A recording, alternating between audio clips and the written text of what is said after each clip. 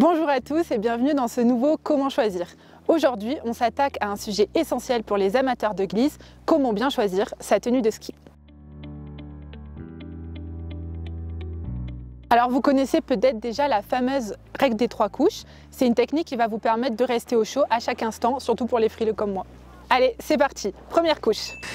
Alors tout d'abord, on va avoir le vêtement technique. Premier vêtement au contact avec la peau, il va faire un effet seconde peau. Il peut être à manches longues, col roulé, zip ou en collant pour le bas. Ce vêtement doit être absolument respirant puisqu'il doit vous aider à évacuer efficacement la transpiration. Ce vêtement peut être soit fabriqué en tissu synthétique ou alors en laine, c'est vraiment selon vos préférences. Deuxième couche. On a maintenant la couche intermédiaire ou isolante. Elle a pour fonction de vous maintenir au chaud. Donc pour les activités physiques, on va pouvoir choisir une polaire, c'est vraiment un classique. Alors cette polaire va jouer un rôle isolant lors de vos activités outdoor tout en gardant une fonction respirante.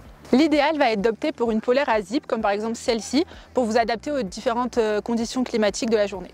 On peut également opter pour une veste soft shell qui va avoir un tissu souple et respirant. Troisième couche.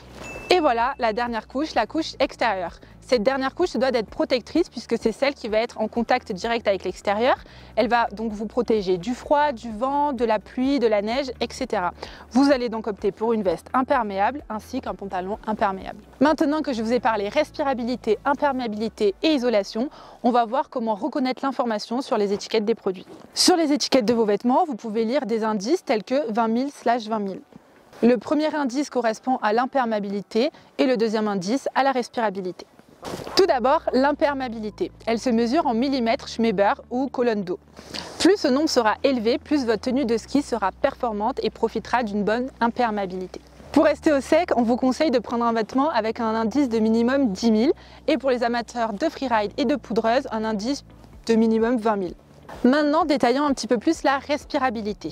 Elle se mesure en grammes par mètre carré par 24 heures et elle est indispensable pour vous assurer une bonne évacuation de la transpiration.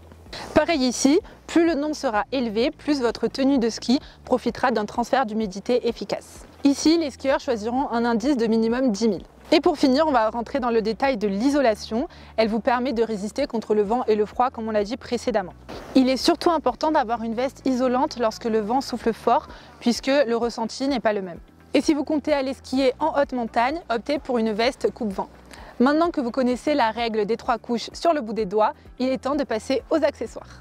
Pour les accessoires, on va avoir le bonnet, les gants, les chaussettes, le casque et le masque. Tous ces accessoires sont donc indispensables pour partir skier en toute sécurité. Découvrez tous nos vêtements de ski et accessoires dans les magasins Choulanka ou sur choulanka.com. À bientôt sur les pistes.